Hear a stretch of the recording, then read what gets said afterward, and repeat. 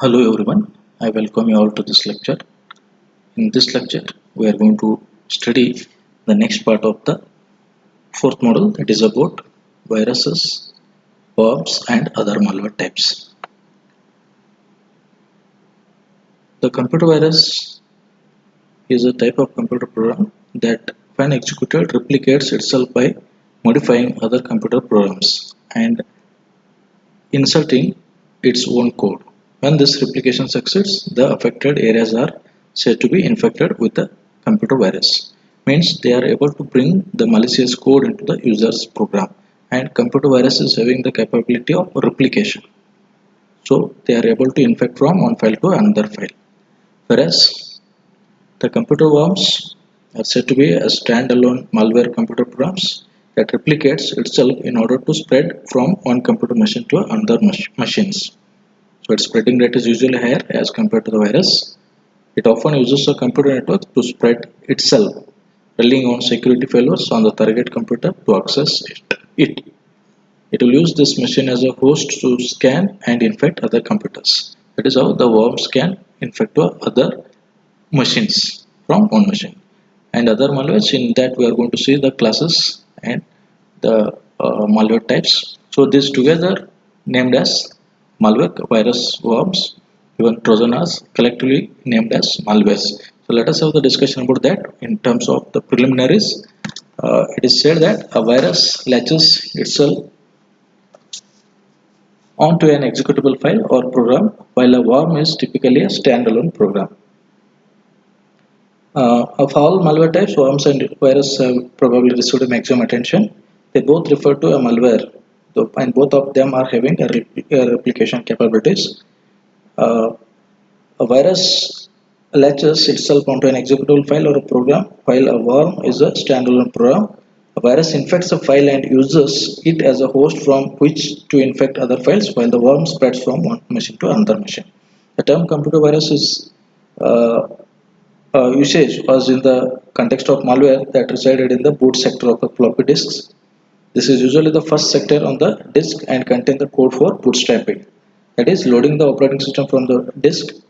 Since the boot floppies were often exchanged and copied by people, boot viruses spread within user communities. The rate of spread of viruses is relatively slow when compared to the worms. For example, the rate of spread of the boot sector virus was limited by the rate at which the boot floppies were exchanged. By contrast, worms use the network, such as an internet or cell phone networks, etc., to propagate. Many of the recent worms propagate at an extraordinary speeds. Some of them are activated and propagated without an human intervention. They may spread halfway around the globe before system administrator could be altered to take an remedial actions. And now there is another category called a Trojan horse, simply called Trojan also, which is a program with a malicious component that is masquerading as a useful piece of software. Unlike viruses or worms, Trojans do not replicate. A Trojan is typically activated by an action on the part of the victim's system. Trojans can enter a system in several ways: through an email attachment, or through a file sharing software, or from a website, or through a cell phone downloads. For example, a user may download an exotic calculator program from an website. While the calculator may function as expected, it may also able to perform a more insidious tasks, such as reading a file on the disk and setting up a network connection to an hacker system, or it communicates the file. So these are the categories. The three things we are considering: virus, worm, and the Trojan horse, collectively named as a malware. Now let us discuss the virus and worm features one by one. First, we'll take virus characteristics. When a virus infected program is in run, then the virus code is executed first. One of the first tasks of virus code is to seek other programs not yet infected and then pass on the infection to one or more of them. A truly malicious virus may then perform actions such as deleting certain files, and virus may also able to attempt something like printing a hello world message, etc. Execution of the virus code is usually followed by execution of a host original program. All the virus code need not to be located at the start of the infected file. In some cases, virus code is both prepended or appended to a host file. Uh, Here, in most of the cases, the size of the infected program is larger than that of the original host program.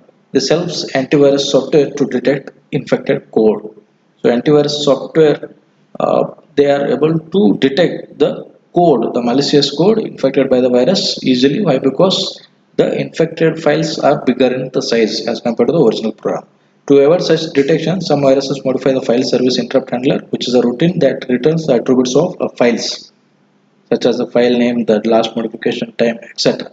By so doing, the service handler may be programmed to return the uninfected length of the file.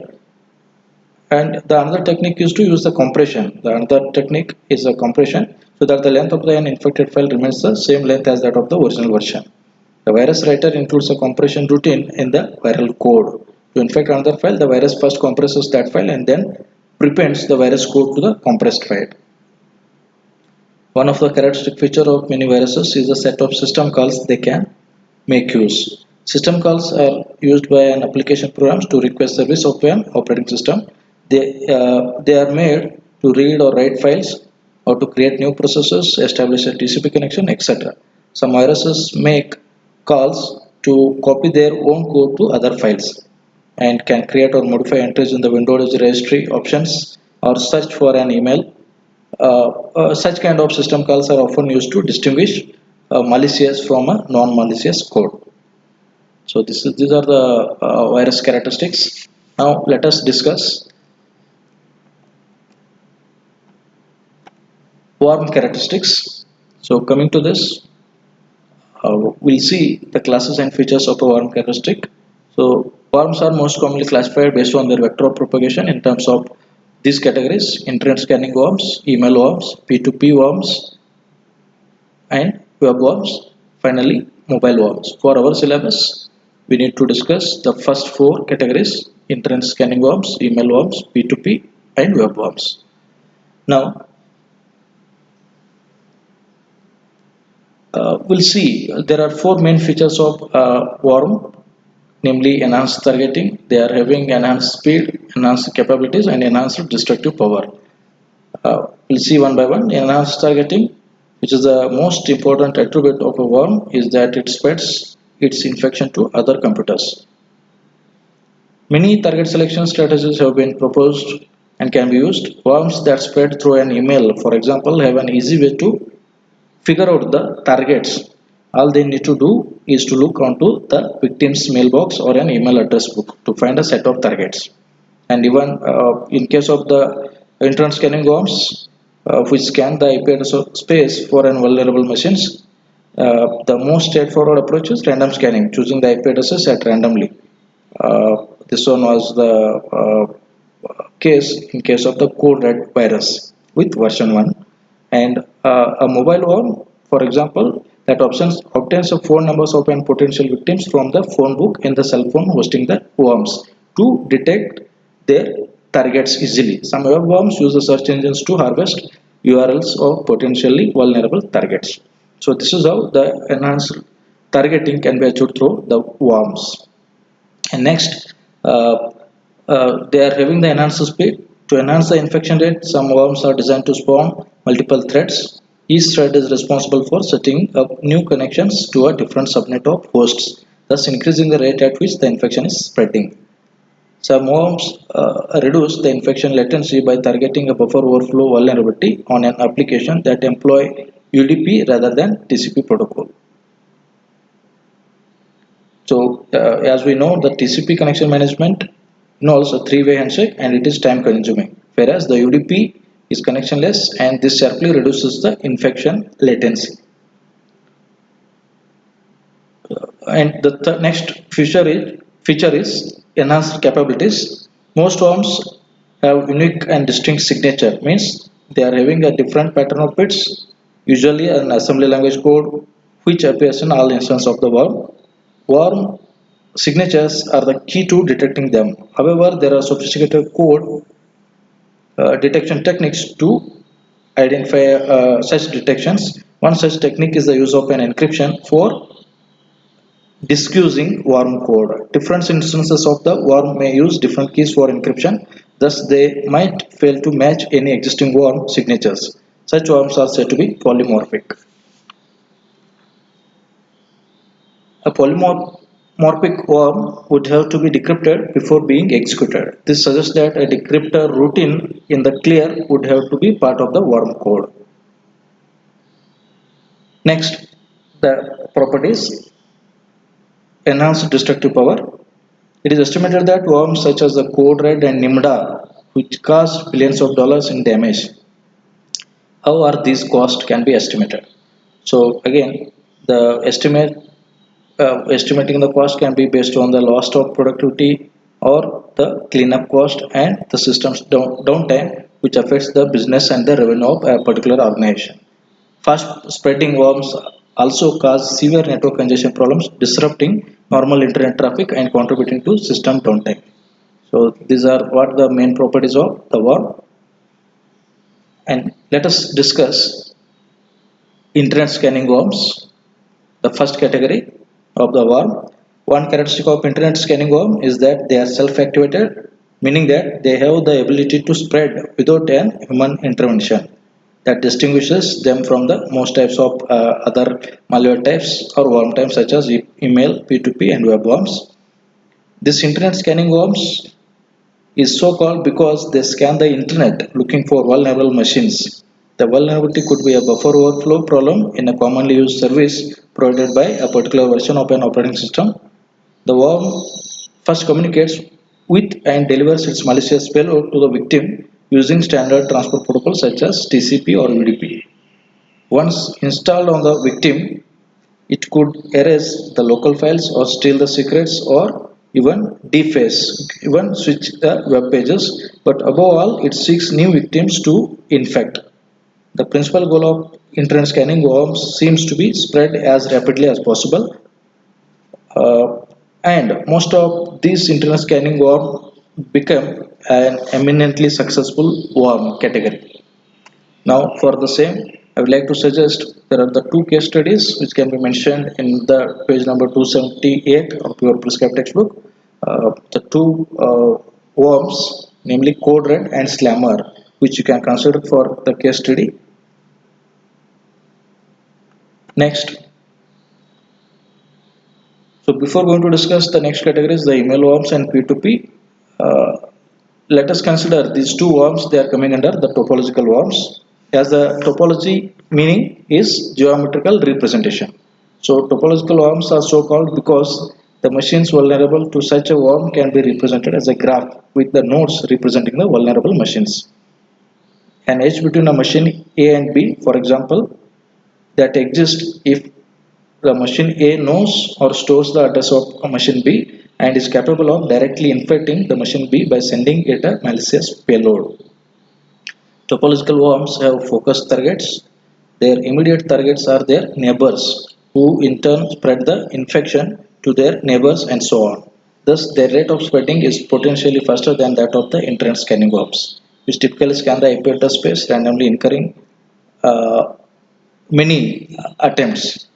So here, topological worms, okay, so they can be represented as a graph with the nodes representing the vulnerable machines. So let us have the two types of worms under this topological category are email worms and P2P. Now, email worm, they are the worms are more among the most common types of malware that have received a lot of attention. As its name suggests, the email worm propagates through an infected email. The victim receives email that appears to have come from a trusted or a familiar source.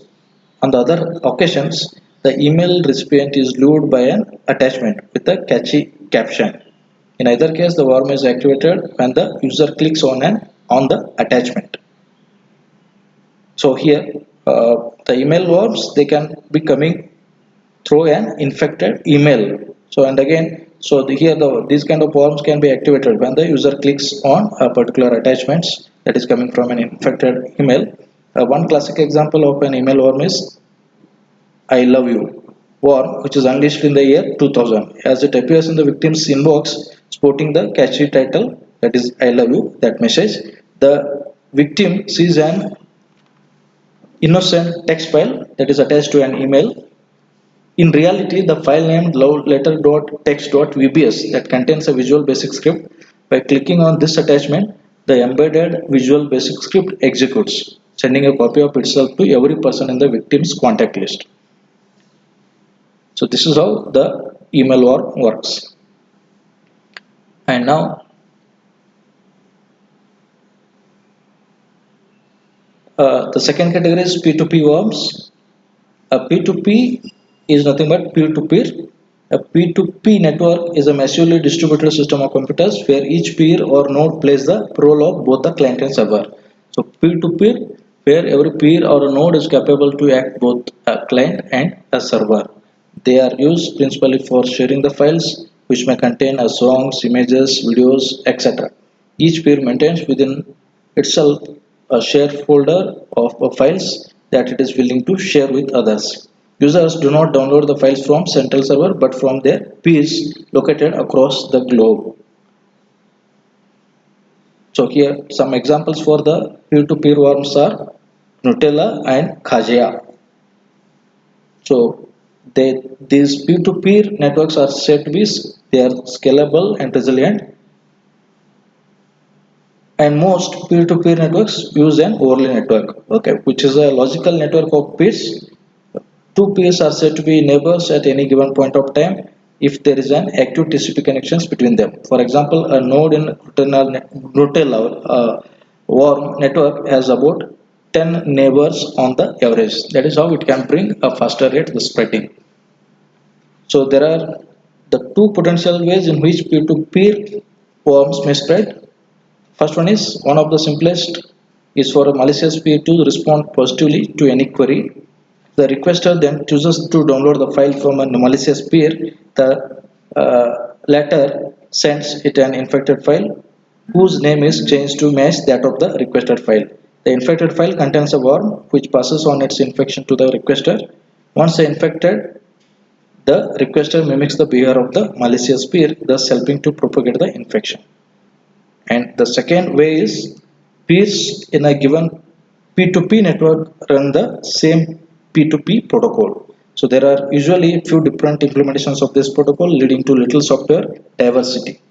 An exploitable buffer overflow vulnerability in one popular implementation is a familiar starting point. This, coupled with the fact that a peer maintains a list of neighbors, implies that a worm has already ready targets and does not need to perform random scanning as in the case of the internet scanning worms. Here again, this peer-to-peer worms is having the two categories. The first type, sorry, two types. The first type is the passive. The passive worms is so called since it propagates only when the requested to download a file. And the second type is a second worm type is active since it propagates on its own without receiving a request from its peers. One aspect of peer-to-peer worms is that they may result in no operant traffic anomaly.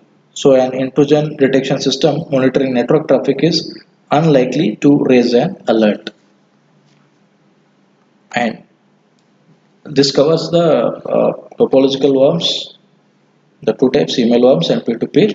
And finally, as we discussed, the classes of a worm, the last one is web worms and mobile worms, which is out of syllabus that I am not covering. So web worms differ from malware such as an internet scanning worms in several ways. Many web worms are executed in browsers which run on diverse hardware or operating system platforms. Web worms are usually written in a high-level language, making it easy to perform complex operations but difficult to execute low-level operations. On the other hand, many other worms are written in assembly language. So one type of web worm is XSS worm, so called since it exploits cross-site scripting vulnerabilities. In web servers, so there is an exploit of vulnerability we discussed in the first module is cross-site scripting. So such a worm we can name as XSS worm. The first step in creating a XSS worm is to inject attack code into a vulnerable web server. When a user accesses the infected website through his browser, then the malicious code, usually as JavaScript, is downloaded onto the user's browser. As in any XSS cross-site scripting vulnerability, malicious code executes on the browser.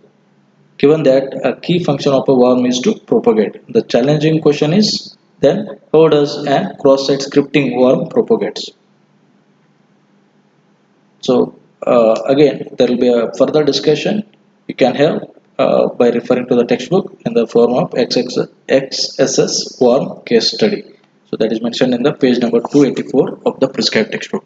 So this covers the viruses, worms and other types of malware. Thank you.